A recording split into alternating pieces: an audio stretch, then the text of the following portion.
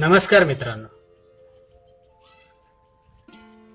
आज आपण जो भाग बघणार आहे किंवा पाठ बघणार आहे 9वीच्या वर्गासाठी अतिशय प्रसिद्ध लेखक, सुप्रसिद्ध पत्रकार म्हणू आपण आणखीन असणारे उत्तम कांबळे सर यांचा किंवा या लेखकांचा एक पाठ पाहणार आहोत. त्या पाठाचं नाव आहे एक होती समय. एक होती समय. आता पणती आणि समय दोन्ही स्त्रीलिंग आहे.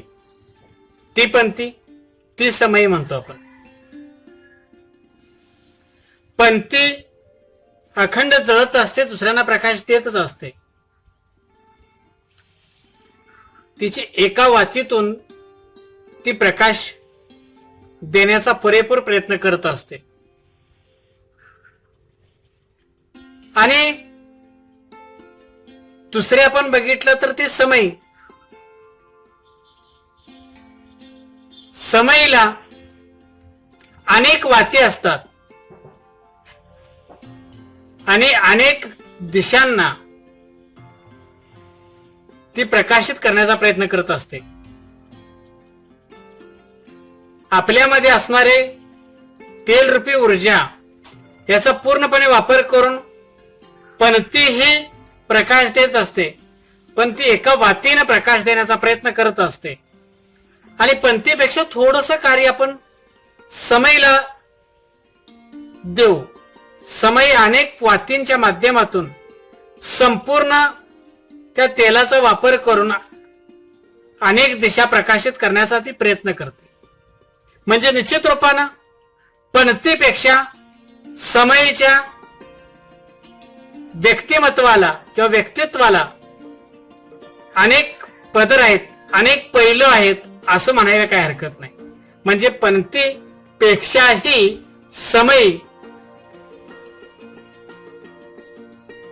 समय श्रेष्ठ म्हणायला काही हरकत नाही. आता श्रेष्ठ कनिष्ठ असं काही नाही, पण पणतीपेक्षा समयचं कार्य आणखीनही छान आहे असं आपण म्हणे. आता उत्तम कांबळे या आदरणीय लेखकाने एक होती समय, एक होती समय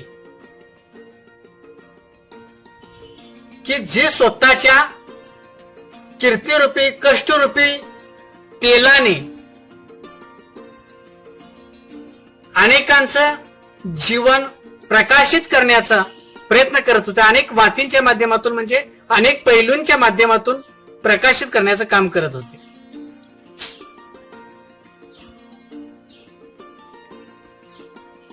त्यांच्याविषयी आपण माहिती पाहणारच आहोत. तोपर्यंत उत्तम कांबळे या लेखकांच्या विषयी ज्यावेळी आपण पाहतो त्यावेळी मी तुम्हाला सांगितलं की अतिशय प्रसिद्ध अशा पद्धतीचे हे लेखक आहेत. तसेच अतिशय उत्कृष्ट पत्रकार म्हणून सुद्धा त्यांना उत्कृष्ट पत्रकार म्हणून आणि उत्कृष्ट लेखक म्हणून सुद्धा अनेक पुरस्कारांनी त्यांना सन्मानित केलेले आहे. आता या लेखकांची कोणकोणती पुस्तके म्हणजे प्रसिद्ध आहेत त्याविषयी थोडासा आपण प्रकाश टाकू. अनेक कादंबऱ्या त्याने लिहिलेल्या आहेत. त्यापैकी मी तुम्हाला सांगू इच्छित आहे की म्हणजे साधारणपणे श्राद्ध असेल, अस्वस्थ नायक असेल किंवा शेवटून आला माणूस, या त्यांच्या कादंबऱ्या प्रसिद्ध आहेत. त्याचबरोबर त्यांचं ललित लेखन कोणतं आहे हेही बघू आपण. ललित ते पूर्ण लेखन जे केलं जातं त्याला ललित लेख म्हणतो आपण. तुम्हाला माहिती आहे की ज्यामध्ये सौंदर्य भरलं जातं, शब्दांचं सौंदर्य, अलंकारांचं सौंदर्य भरून जे लेखन सजवलं जातं ते ललित लेखन. तर ललित लेखन त्याने केलंय. तेही काही पुस्तकं प्रसिद्ध आहेत. त्यामधलं थोडंसं वेगळं, फिरस्ती, जगण्याच्या जळत्या वाटा, त्याचबरोबर पावलानेच बनते वाट असे त्यांचे ललित लेखन सुद्धा प्रसिद्ध आहे. आता त्यांचे काही कविता संग्रह सुद्धा अतिशय प्रसिद्ध आहेत, कारण का ते उत्तम कवी सुद्धा आहेत. आता त्यांचे कविता संग्रह, त्यातली काही प्रसिद्ध कविता संग्रह मी तुम्हाला सांगू इच्छित आहे. पाचव्या बोटावर सत्य, किनाऱ्यावरचा कालपुरुष, आणि त्यानंतर खूप दूर पोहोचलो आपण, असे काही कविता संग्रह त्यांचे प्रसिद्ध आहेत. ते तुम्ही साहित्य घेऊन वाचू शकता. आपल्याही लायब्ररीमध्ये काही पुस्तकं आदरणीय लेखकांची, उत्तम कांबळेजींची आहेत, आपण वाचू शकतो ती. आता त्यानंतर आदरणीय लेखक उत्तम कांबळे यांचे कथासंग्रह सुद्धा खूप प्रसिद्ध आहेत. पा त्या कथासंग्रहांच्या मध्ये बघितलं आपण तर रंग माणसांचे, कथा माणसांच्या, किंवा कावळे आणि माणसं, किंवा आपण म्हणू न दिसणारी लढाई, किंवा परत्या नावाचा कथासंग्रह असेल, असे काही कथासंग्रह सुद्धा त्यांचे प्रसिद्ध आहेत. असे अनेक पद्धतीचं लेखन करणारे उत्तम कांबळे यांचा एक फार प्रसिद्ध पुस्तक मी सांगायचं राहून गेलो, ते म्हणजे आई समजून घेताना. आई समजून घेताना नावाचं पुस्तक सुद्धा त्यांचं प्रसिद्ध आहे. तर माझ्या मते उत्तम कांबळे यांची इतकी ओळख तुम्हाला निश्चित रूपानं कळाली असेल, आणि त्यांचं फोटोही तुम्ही आता पाहिलातच. मित्रांनो, जगाच्या कानाकोपऱ्यामध्ये जिथं जिथं मोठी मोठी जंगलं आहेत किंवा पहाडी भाग आहे, अशा पहाडी भागामध्ये, पर्वतीय भागामध्ये किंवा जंगली भागामध्ये काही आदिवासी समाज राहतात. अनेक आदिवासी समाज या पृथ्वीच्या पाठीवरती आहे की ज्यांची आत्ताच्या ह्या जगापासून ते खूप दूर आहेत, खूप लांब आहेत, अनेक सुख सुविधांच्या पासून वंचित आहेत. ना त्यांना खाण्यासाठी पोटभर अन्न आहे, ना लेण्यासाठी अंगावरती छान कपडे आहेत. गरजा सुद्धा अतिशय त्या लोकांच्या कमी आहेत. कच्ची फळे, कंदमुळे खाणे वगैरे ह्या ज्या आहेत, आता जिथल्या तिथल्या शासनानं थोड्या थोड्या सुविधा अशा लोकांना द्यायला सुरुवात केली. शेकडो वर्ष अज्ञान रूपी अंधकार घेऊन जगणारी ही लोक, ह्यांच्या जीवनामध्ये प्रकाश कोणी द्यायचा? दररोजचे जीवन जगत असताना व्यावहारिक शिक्षण जे आहे ते त्यांच्या त्यांच्या समाजामध्ये जगत असताना तिथल्या समाजामधून त्या लहान मुलांना मिळतच होते. पण औपचारिक शिक्षण जे आता आपण तुम्ही जे शाळेमध्ये शिकताना तशा पद्धतीचं औपचारिक शिक्षण त्यांना मिळाल्याशिवाय त्यांना भविष्यामध्ये अतिशय सुंदररित्या यश प्राप्त करता येणार नव्हतं, किंवा आत्ताच्या जगामध्ये त्यांना जगता येणार नव्हतं. मग अशाही लोकांच्यासाठी, अशा आदिवासी लोकांच्यासाठी अनेक लोकांनी कार्य केलं, अनेक समाजसेवकांनी कार्य केलं. त्यामध्ये प्रसिद्ध शिक्षण तज्ञ म्हणून ताराबाई मोडक आहे. ताराबाई मोडक यांचं हे कार्य सुरूच होतं. ताराबाई मोडकांनी आदिवासी लोकांच्यासाठी, त्यांच्या मुलांसाठी खूप शैक्षणिक कार्य केली. आणि त्यांच्या या कार्यामध्ये सहभागी झाल्या त्या आजच्या आपल्या पाठाच्या ज्या नायिका आहेत त्या म्हणजे अनुताई वाघ. अनुताई वाघ या त्या आदिवासी समाजाच्या शिक्षणासाठी पुढे आल्या, सरसावल्या. आता आपण, मी तुम्हाला सांगितले की जगाच्या पाठीवरती अनेक आदिवासी समाज आहेत. आपल्या महाराष्ट्रामध्ये अरबी समुद्राच्या किनाऱ्यावरतीच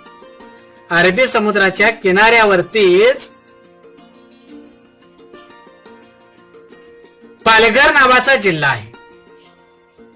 पालघर नावाचा जो जिल्हा आहे त्या पालघर नावाच्या जिल्ह्यामध्ये म्हणजे मुंबईच्या वरच्या बाजूला तुम्ही बघितलं असा तर पालघर नावाचा जिल्हा आहे.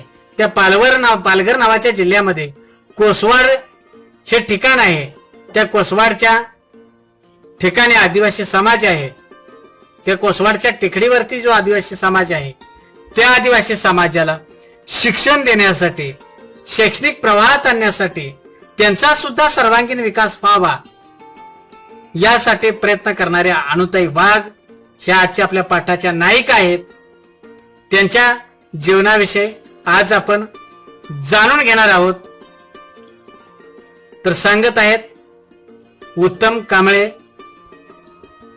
आता पाहतोय आपण हा पाठ. पहिल्यांदा पाठाचं प्रकट वाचन करू आपण.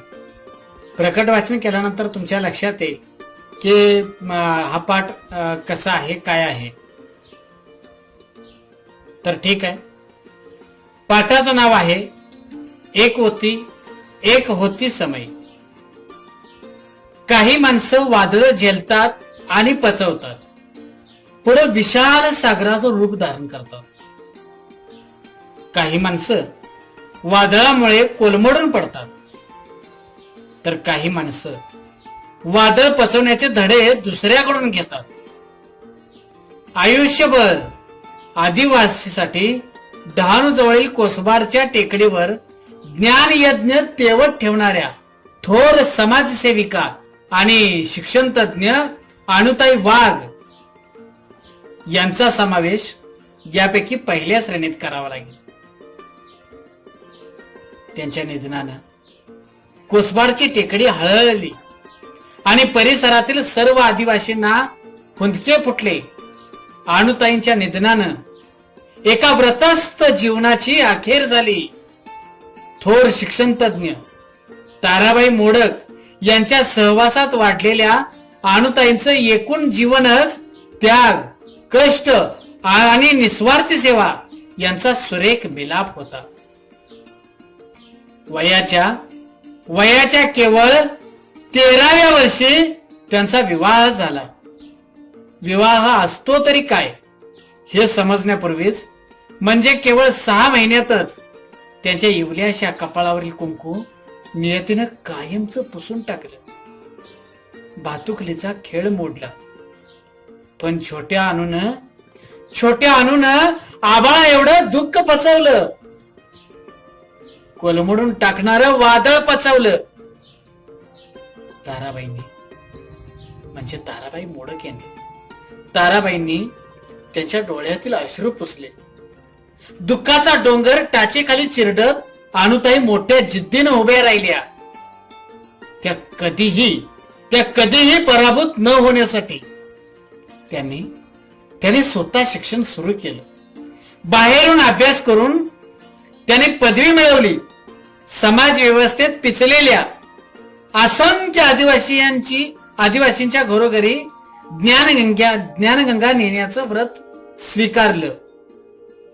ग्राम बाल शिक्षा केंद्रानं सुरू केलेल्या पूर्व प्राथमिक शाळेत कार्यकर्ती म्हणून कामास प्रारंभ केला. आणि ताराबाईंच्या निधनानंतर त्या संस्थेच्या संचालक झाल्या. ताराबाईंच्या रोपट्याचंच त्याने पुढे वटवृक्षात रूपांतर केलं. वेगवेगळ्या कल्पना, शिक्षणासाठी वेगवेगळी क्षेत्र आणि सातत्याने नवनवे प्रयोग ही त्यांच्या कामाची त्रिसूत्री होती. भाकरीच्या शोधात आयुष्य गमावणाऱ्या आणि दारिद्र्याच्या शाप कपाळावर घेऊन फिरणाऱ्या असंख्य आदिवासी बालकांना अनुताईंनी आपल्या कर्तृत्वाच्या पंखाखाली आश्रय दिला, मायेची ऊब दिली आणि असंख्य मनामध्ये ज्ञानाची ज्योत पेटवली. मी तुम्हाला थोड्या वेळापूर्वी समयचं उदाहरण दिलं होतं. पंथी नाही तर समय सारखं त्यांचं व्यक्तिमत्व होतं. म्हणून तर आदरणीय लेखकांनी अनुताईंचा उल्लेख समय असा केलाय. एक होती समय. आता त्यांच्या अनेक पैलू कसे आहेत बघा. शिक्षक म्हणून एक पैलू, एक वाद. मार्गदर्शक म्हणून दुसरा पैलू, दुसरी वाद, त्या पण समयची दुसरी वाद. समयची तिसरी वात किंवा अनुताईंचा तिसरा पैलू म्हणजे त्या कार्यकर्त्या होत्या, त्या विचारवंत होत्या, त्या लेखिका होत्या. अशी विविध रूप व्यक्त करताना त्याने आदिवासीमध्ये चांगलं स्थान मिळवलं. राना वनात भटकणाऱ्या आदिवासींना व्यावहारिक शिक्षण देणं तसं खूप सोपं, पण जाणीवपूर्वक आणि आयुष्यात उपयुक्त ठरणारं औपचारिक शिक्षण देणं खूप अवघड. त्यासाठी आवश्यक असते भविष्याची वेध घेणारी दूरदृष्टी आणि धडपड. या दोन्हीही गोष्टी अनुताईकडे होत्या. त्यामुळे त्यांना वेगवेगळे प्रयोग करताना कसलीही अडचण बसली नाही की पाश्चिमात्यांचा अभ्यासक्रम भाषांतरित करावा लागला नाही. प्राथमिक शिक्षण म्हणजे एकूणच शिक्षणाचा आणि आयुष्याचा भक्कम पाया असावा लागतो, याचं भान त्या कधीच विसरल्या नाहीत. की शिक्षणाच्या दिशाहीन प्रसाराचा ध्यास त्यांनी धरला नाही. आपल्या मंद प्रकाशात मंदिर उजळून टाकणाऱ्या समयप्रमाणे अनुताईंनी काम केलं. प्रसिद्धीचा झगमगाट मिळवण्याचा हव्यास त्यांनी धरला नाही, कारण त्या आणि त्यांचं कार्य स्वयंप्रकाशित होतं. अनेकांनी या लोभस उजेडात आपल्या आयुष्यातील अंधार संपवण्याचा प्रयत्न केला. प्रसिद्धी आणि मान सन्मान त्यांच्यापर्यंत चालत आले. त्यांनी स्वतःचंही भाग्य उजळून घेतलं. त्यांनी केलेल्या अजोड कामाला कोणाच्या शिफारशीची गरज नव्हती किंवा एखाद्या पुरस्काराची आवश्यकता नव्हती. पुरस्काराला छेद देऊन पुढे जाणार त्यांचं कार्य होतं. म्हणून आदर्श शिक्षक, पद्मश्री, दलित मित्र यासारखे मान सन्मान नेहमीच अनुताईंच्या शोधात भटकत राहिले. शिक्षणाच्या अनुषंगानं अन्य क्षेत्रातही अनुताईंनी फार मोठं काम केलं. शिक्षणाबरोबरच त्याने बालकल्याण, मूकबधिरासाठी शिक्षण, महिला विकास कार्यक्रम, अंधश्रद्धा निर्मूलन, स्वच्छता कार्यक्रम, कुटुंब कल्याण, आरोग्य आदी विषयावरतीही खूप कष्ट घेतले. एक चांगला नागरिक निर्माण होण्यासाठी ज्या ज्या गोष्टी आवश्यक असतात त्या सर्व त्यांनी केल्या. एकाच वेळेला अनेक प्रयोग असेही त्यांच्या कामाचं स्वरूप होतं. त्यामुळेच केवळ देशातही नव्हे तर परदेशातील संस्था आणि शिक्षण क्षेत्रातील कार्यकर्त्यांना कोसबाडच्या त्या टेकडीचं सातत्यानं आकर्षण राहिलं. शिक्षण क्षेत्रात आणि त्यासाठी आदिवासी क्षेत्र निवडून काम करणं हे अतिशय अवघड असतं. अहो, ज्यांच्यासाठी शिक्षणाचं व्रत चालवायचं त्यांच्याही अशा कामाला प्राथमिक अवस्थेत विरोधच होतो. रूढी, परंपरा, अज्ञान, अंधश्रद्धा हीच त्यामागची कारणं असतात. शिवाय स्थितीशील समाजही या कार्यात वारंवार अडथळे आणत असतो. या सर्व गोष्टीवर मात करून ज्ञानाचा दिवा जपण्याचं आणि अनेकांच्या मनातील विविध प्रकारचा अंधार दूर करण्याचं काम अनुताईंनी निरपेक्ष वृत्तीने केलं. स्वतःच्या बळावर त्याने शिक्षण क्षेत्रात एक सुरेख स्वप्न पाहिलं. ते प्रत्यक्षात उतरवलं. कधी झाडाखाली, कधी गोट्यात, कधी बोडक्या माळावर, तर कधी झोपडीत वर्ग चालवून त्यांनी मोठ्या जिद्दीनं ज्ञानप्रसार केला. ज्ञानाचा दिवा घरोघरी लावा असा प्रचार कधीही त्यांनी केला नाही, तर स्वतःलाच त्यांनी दिवा बनवला. त्यात आपल्या श्रमाचं तेल होतं. कर्तृत्वानं तो पेटवला आणि आयुष्यभर तो तेवतच ठेवला. 5-6 तपांच्या अविरत धडपडीनंतर कोसबाडच्या टेकडीवरील ही समयी आता विझली. त्यामुळे अवघी टेकडी हळहळली असेल, आदिवासींचे डोळे पाणावले असतील, तर या सर्वांनी अनुताईंच्या पाऊल खुणा जपून ठेवणं हीच त्यांना आदरांजली ठरेल. बघितलं असं मित्रांनो, अनुताईंचं जीवन कसं होतं की ज्या आदिवासी लोकांच्यासाठी त्यांनी व्रतस्थपणे, अखंडपणे वाहून घेतलं त्या कार्याला.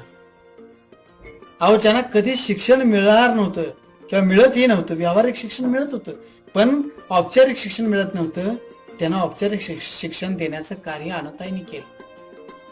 आदिवासी समाज त्यांच्या अंधश्रद्धेमुळे, अज्ञानामुळे, अडाणीपणामुळे त्यांच्यातले लोक सुद्धा त्यांना शाळा चालवत असताना विरोध करत होत्या, पण त्या सगळी वादळं त्यांनी पेलली. शिवाय आदिवासी शिकू नयेत, ती शानीसुरती होऊ नयेत, अशासाठी स्थितीशील समजले जाणारे जी लोक होते ते प्रयत्न करत होते. पण अनुताईंनी कुठल्याही विरोधाला न जुमानता अखंडपणे आपली ज्ञानज्योत तेवत ठेवली आणि त्या कोसवाडच्या टेकडीचं सोनं केलं, प्रकाशमान केले. तिथला ज्ञानज्योत तेवत ठेवला आणि त्या लोकांच्या जीवनामध्ये प्रकाश आणला. म्हणून तर अनेक पुरस्कार त्यांच्याकडे चालत आले. 5-6 तप त्यांनी कार्य केलं. 5-6 तप म्हणजे काय? एक तप म्हणजे 12 वर्ष आणि 5-6 तप म्हणजे बघा, एवढी वर्ष त्यांनी कार्य केलं आदिवासी मुलांच्यासाठी. नुसतं तेच नाही तर ते बालकल्याण असेल, मूकबधिरांच्यासाठीचं शिक्षण असेल, महिलांचा विकास कार्यक्रम असेल, अंधश्रद्धा निर्मूलनेचा कार्यक्रम असेल, स्वच्छतेचा कार्यक्रम असेल, कुटुंब कल्याणाचा कार्यक्रम असेल, आरोग्याचा कार्यक्रम असेल, अशा अनेक क्षेत्रामध्ये अनेक पद्धतीनं त्या आदिवासी समाजाला सुधारण्यासाठी, त्यांचा विकास करण्यासाठी ज्या ज्या गोष्टी गरजेच्या आहेत त्या सगळ्या गोष्टी अनुताईंनी अखंडपणे केल्या. हे त्याच वेळी आदिवासी लोकांचं जीवन धन्य झालं. पण मित्रांनो, ह्या अनुताई वाघांचं निधन झालं त्यावेळी ती कोसवाडची टेकडी हळली असेल, कारण आदिवासी जीवनाला प्रकाशमान करणारे ती समयच विजली की काय अशी भावना निर्माण झाली आणि आदिवासींच्या डोळ्यातले डोळे पाणावले. पण त्यांचं कार्य पुढे जपून ठेवणं किंवा चालू ठेवणं खरे तर हीच त्या अनुताई वाघांना आदरांजली ठरेल, असं लेखक उत्तम कांबळे यांनी शेवटच्या वाक्यामध्ये सांगितलंय. मित्रांनो, तुम्हाला पाठ कसा वाटला बघा, त्याचा स्वाध्याय सोडवा आणि अभ्यास करा. नुसता अभ्यास करू नका, तर त्या कार्यातून आपल्या अंगामध्ये सुद्धा अनुताई वाघांच्या सारखाच व्यक्तिमत्व हृदयातून अवतरित करा आणि आपलं सुद्धा जीवन समाजासाठी, देशासाठी अखंडपणे जेही काम कराल ते प्रामाणिकपणे करून या देशाची, या समाजाची सेवा करायची, उतराई ह्यातून व्हायचा प्रयत्न करायचा आहे. आपण मला वाटते एवढ्यामध्ये तुम्हाला हा पाठ समजला असेल. मी आशा व्यक्त करतो आणि आता थांबतो. धन्यवाद.